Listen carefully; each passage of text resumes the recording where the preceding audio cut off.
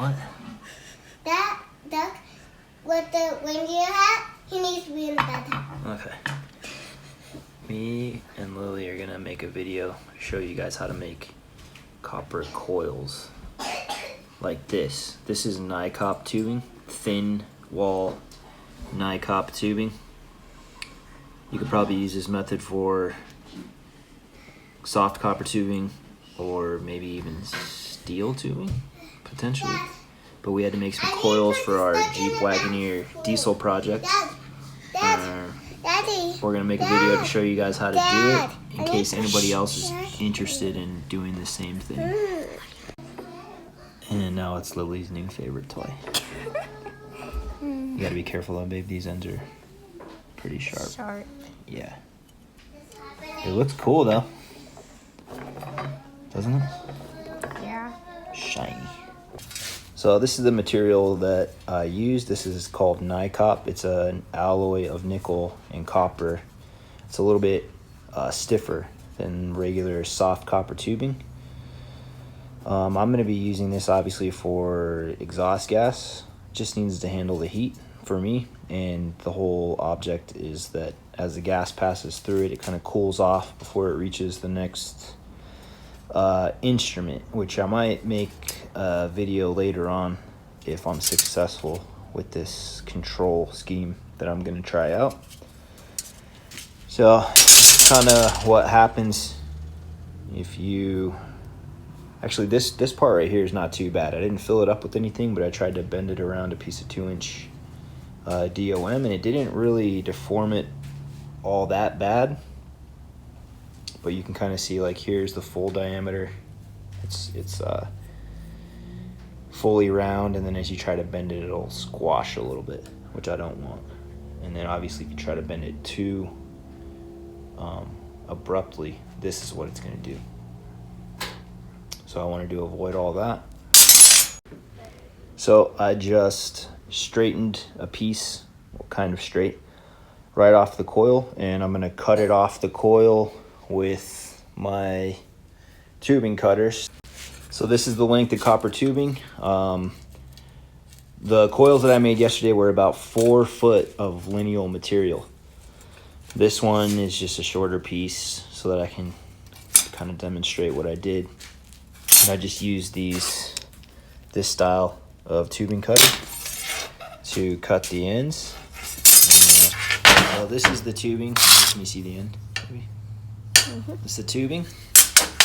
Sledgehammer that I actually found buried in my yard a couple of years ago. So this is our new shop, trusty shop sledgehammer. This is my favorite tool, by the way, sledgehammer. There's not a whole lot you can't do with one. So this is the first step. Is just to crimp the ends like that. Sorry. So this is I found this in the kitchen. I'm pretty sure it's a turkey baster. But really all I needed was a little funnel, and this was the smallest opening that I had to be able to get the blast media inside the tubing. But this is soda blast medium. I'm pretty sure I got it from Harbor Freight. I don't use it very much because the little sandblaster that I bought to go with it is not very effective. Did that piece fall off? Yeah, so I was going to use like silica sand or something like that. Originally I was going to use water, but I didn't know how good the swedging would hold. So I figured that this would be worth a try, and it actually worked out pretty good. So what I ended up doing was just filling this little deal up like this, and then just kind of letting it fall into the tubing like that.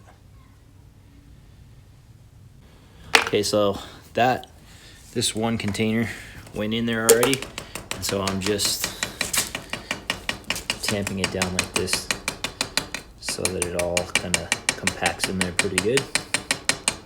And then I'll continue filling it up all the way. Okay, so this thing's totally full. I'm gonna just tamp the rest of it down in there. You can kind of see how there was obviously some space in between. Okay, so now this thing is totally full. It's all tamped down just about as good as it can be. And so the next step is basically just to crimp the end, just like we did in the very beginning, like this.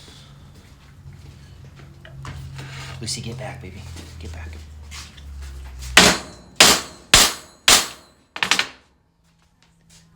And that's it. So you can see this end is crimped and this end is crimped, and it's totally full of this blast media.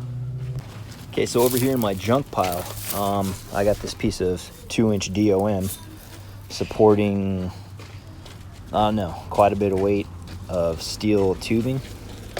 So this isn't going anywhere. I figured this would be a good, serve as a good mandrel. Otherwise, you could probably take a piece of pipe or tubing or whatever and chuck it up in a vise, or clamp it to a workbench or something heavy, because it's going to take quite a bit of effort to get the tubing to bend around the mandrel. And I've got this chain vise clamp and this little piece of cut off steel right here that I'm going to use to secure the end. So this is how I have this thing secured in there, like that. The first one that I did, I started bending it off at an angle like this. The second one that I did it a little bit more perpendicular to the tubing, not at an angle like that, and it came out a little bit better.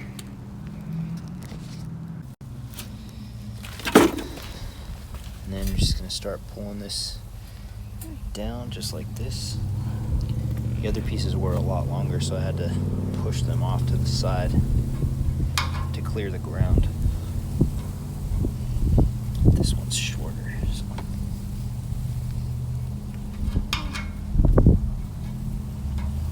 So is that like twistable? And on the end, I needed the outlet to be kind of looking up. So that's what it looks like.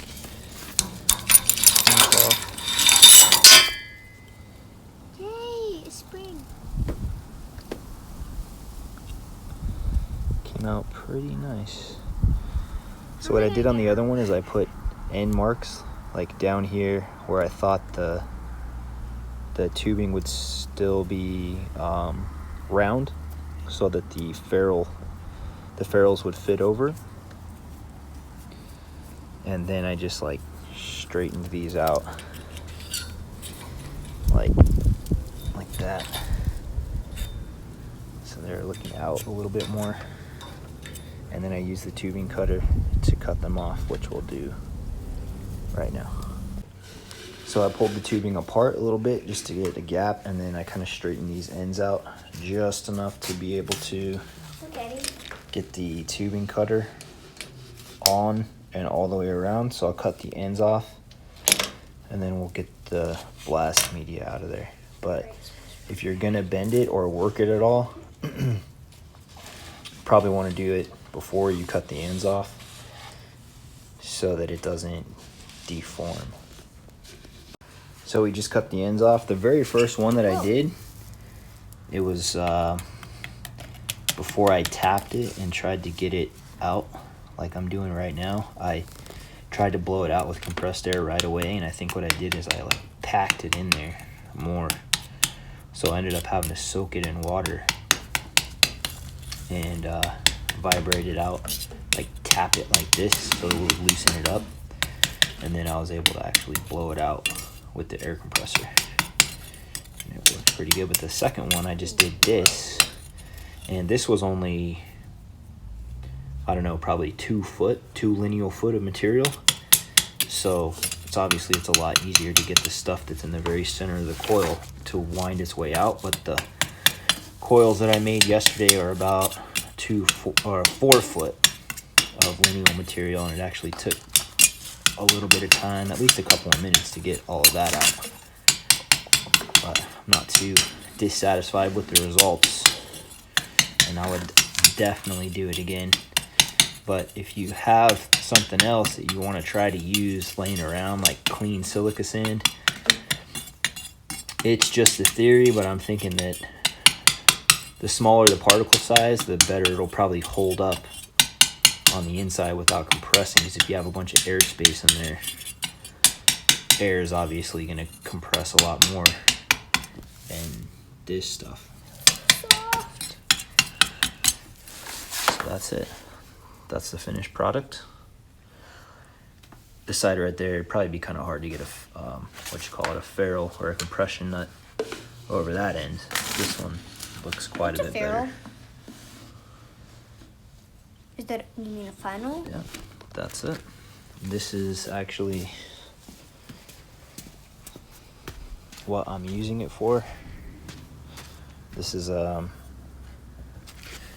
coming off of this adapter that I made right here from this old T3 flange to this Garrett VNT.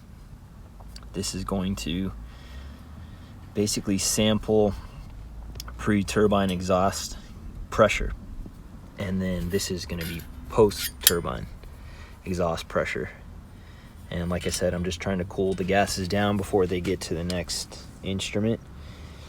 And I'm not going to be real specific about what exactly I'm doing yet, but if I have any success with it, I'll probably make another video or two kind of explaining why I'm doing it like this. But yeah, hopefully that was helpful. Thanks for watching.